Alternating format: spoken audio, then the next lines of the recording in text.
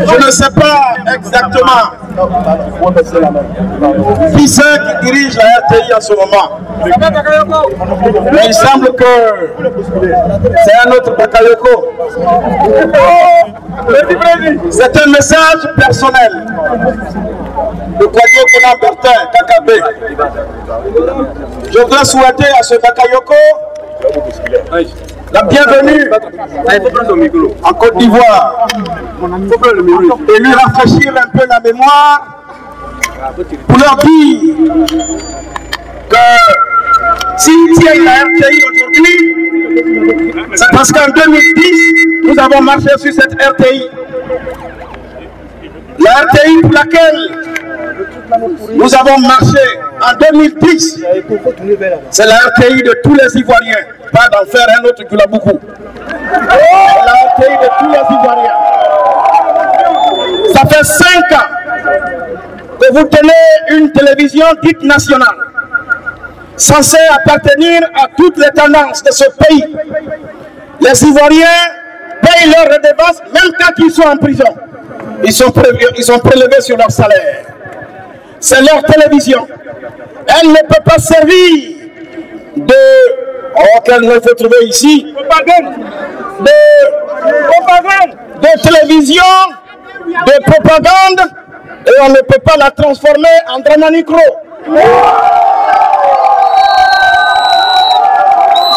Nous sommes venus vous dire,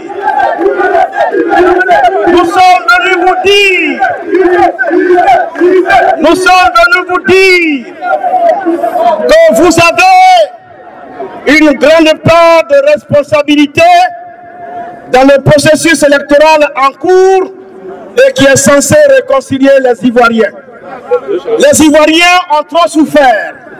Le sang a trop coulé dans ce pays. Et on ne peut pas vous permettre de continuer parce que vous pensez vous donner l'impression aux Ivoiriens de vivre de leur sang.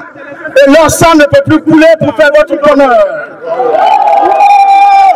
Nous sommes venus vous dire, à partir d'aujourd'hui, ce n'est que le début du commencement.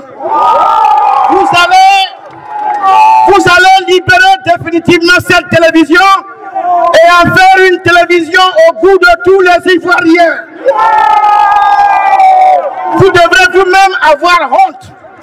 Parce que quand vous finissez votre boulot le soir, arrivez chez vous, vous captez les chaînes étrangères, vous ne suivez même pas les fruits de ce que vous avez fait. Est-ce pour ça que la Côte d'Ivoire vous a payé gracieusement pour avoir des diplômes pour venir la servir de cette façon?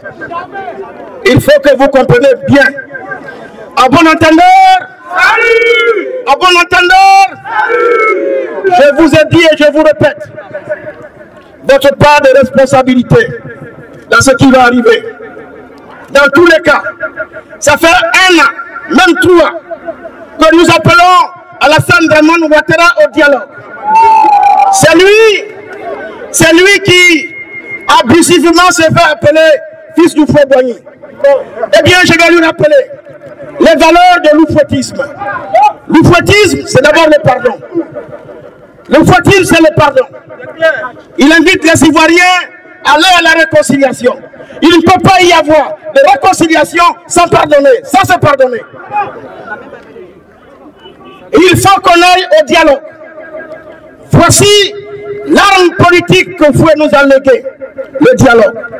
Ça fait 5 ans qu'on l'amène, qu'on l'invite à accepter de s'asseoir avec ses frères ivoiriens pour que nous puissions parler des conditions qui nous amèneront à des élections paisibles et qui réconcilient la Côte d'Ivoire.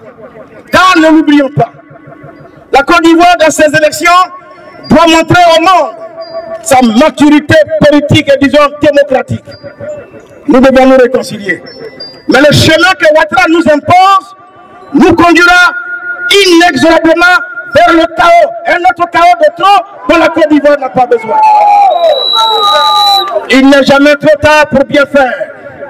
Alassane Dramane Ouattara, si tu es l'enfant du Fouet-Boigny, ce dont je doute personnellement, il est encore temps, on te vous tend la main, qu'on s'asseye. pour que nous puissions ensemble revoir l'environnement du processus électoral.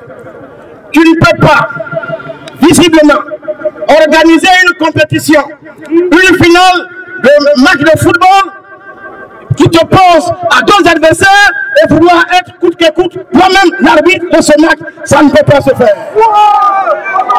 Ça ne peut pas se faire. Il me semble que c'est plus simple que ça à comprendre. Si tu as une fois aimé la Côte d'Ivoire, eh bien, il faut que justement tu comprennes le cri des souffrances des Ivoiriens. Elles sont nombreuses. Nos sœurs que j'ai vues de mes deux yeux au Ghana, qui se prostituent pour avoir à manger, ça ne peut pas continuer comme ça. Et qui vivent l'enfer de l'exil. Un oufouettisme ne peut pas obliger ses concitoyens à vivre l'enfer de l'exil. Et ils sont combien ces Ivoiriens?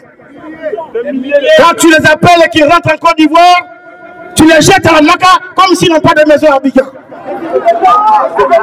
Parce que tout simplement, tu penses pouvoir prospérer de la division des Ivoiriens. Il est temps que nous nous donnions la main. Il est temps que nous regardions la Côte d'Ivoire de demain. Ces milliers de jeunes pour qui nous nous battons. Pour la plupart et les plus nombreux dans ce pays. Ouvrez les yeux et regardez-les. Et arrêtez de nous parler de 8 chiffres, de 10 chiffres, je ne sais de quoi vous parlez. Ces jeunes ont obtenu le diplôme dans nos universités, à la sueur du front et du travail de leurs parents. Ils sont assis chez eux à la maison, à 40 ans, ils n'ont jamais goûté au bonheur d'un premier emploi. Pendant que leurs frères, qui n'ont jamais mis les pieds à l'école, parce que simplement, ils ont pris des armes pour enterrer la Côte d'Ivoire, c'est à eux que tu donnes tout à la Saint-Ouattara. Quelle leçon veux-tu donner au monde? Ah, donc ça veut dire qu'en Côte d'Ivoire, il ne sert plus à rien d'aller à l'école, avoir des diplômes pour chercher à travailler. Il suffit tout simplement de prendre un fusil et on va travailler. Nous disons non. Ce n'est pas ivoirien ça. Ce n'est pas ivoirien. Et il est temps que ce message, eh bien vous l'entendiez une bonne fois pour toutes et que vive la Côte d'Ivoire. En bon entendeur.